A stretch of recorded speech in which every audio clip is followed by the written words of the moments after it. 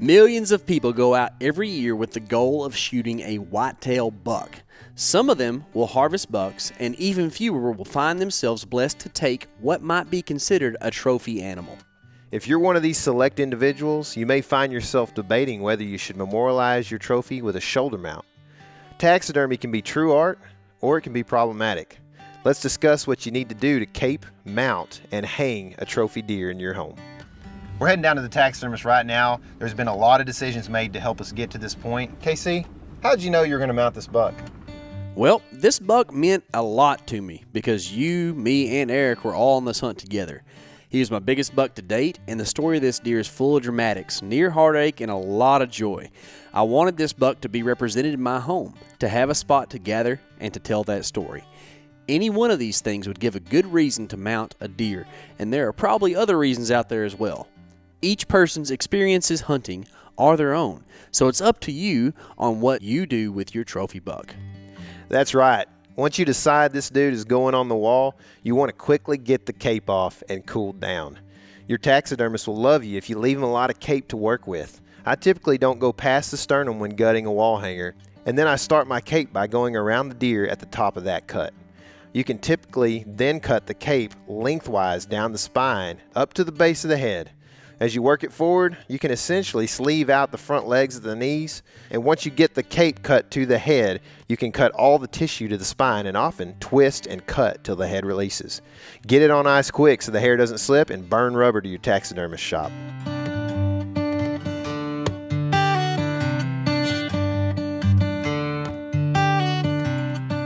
We just got to the shop, and like most good taxidermists, this guy runs this place kind of out of his house, which that's how you know the work's going to be good. We're going to go in there and check out these deer and then figure out how to get these things transported back to the house.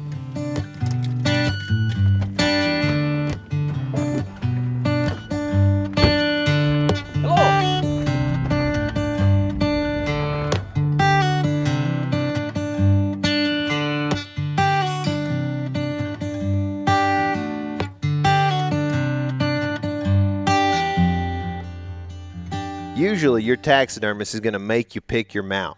What do you consider when you pick these details?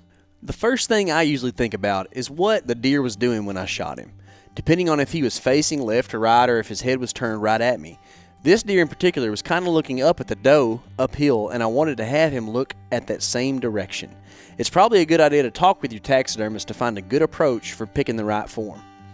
Yeah, I feel the same way. That buck in Illinois a couple years ago was visiting a scrape in late October, and he also happens to look really cool from underneath, which most deer don't because of how his beams turn and splay. This is another thing to consider when picking a form, what angle the deer looks best from. And if he's the deer of a lifetime, you might do something cool like a floor or wall pedestal.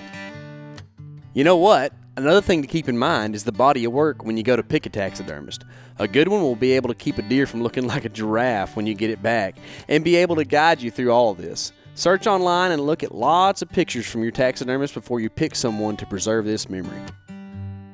Another thing I consider is that I prefer not to have a deer looking into the corner of the room, and when he's hung pretty high, you may want his head down a touch. Tines can often line up with main beams and make it hard to appreciate everything that the deer grew.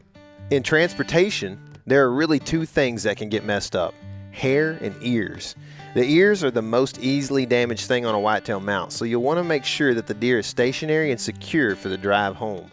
A couple of jackets or blankets can be used as padding to keep your buck stable and blemish free. It's also nice to have a buddy along for the ride to do some holding.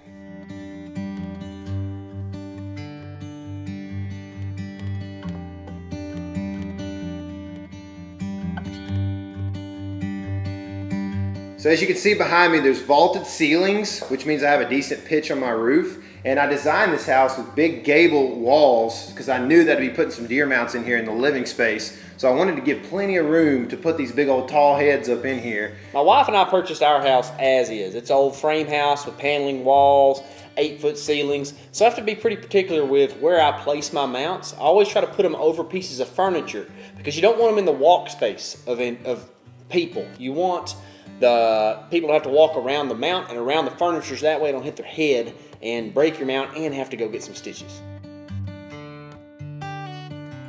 Also, if you are building, one thing you can do to the sheetrock, and I didn't do it in here because the bank wouldn't give me any more money, but you can put OSB or plywood behind the sheetrock so you're backing it, and you can put your mounts literally anywhere. KC is a guy who has built a house or two. Why can't you just hang them out anywhere on most walls? How do you know where you can mount a deer?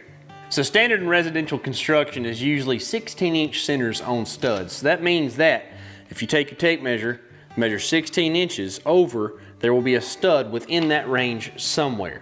But you don't want to have to guess all the way through that. So what you want to do is measure from an outside wall, okay? And the problem with that is you're only going to be right half the time, because the way you lay walls out is you start on one wall and measure 16 inches all the way out. If you start on the wrong side when you're doing this, you're going to have a problem and you're going to have to re-find your stud. A lot of times you can look at the wall though and just barely see places where the sheetrock pushes out, or maybe there is something already hung on the wall in a stud, or maybe there's even like a nail or something pushed through that'll give you a little indicator where a stud will officially be. What you can't do is go off of cased out openings like this door or this overhang here in the kitchen and just assume that wherever the edge of that is where the 16-inch center is, because that's not how things are laid out, okay? But I can guarantee you that within a 16-inch span, there will be a stud. You can see right here that somebody along the way was trying to hang something up here and was having a hard time finding the stud. So today we're going to try to do a little bit better job and find it at least on the second try, if nothing else. That is 1 foot off of the edge of that cased out opening, okay? So if I go and do 16-inch centers plus 1 foot right here, my 16-inch center is at 48 right there. I'm gonna mark it with a thumbnail, just a little spot. And measure 1 foot over from there. That's gonna put me at being right there, which I should have a stud real close to there.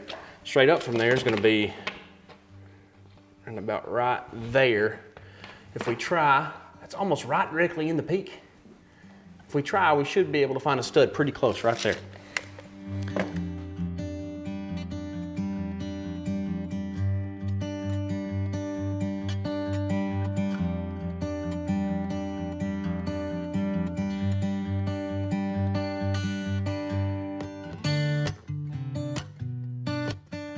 As you can see, I'm no expert at this by any means. It took us a couple tries, but that's probably how it's gonna be for you.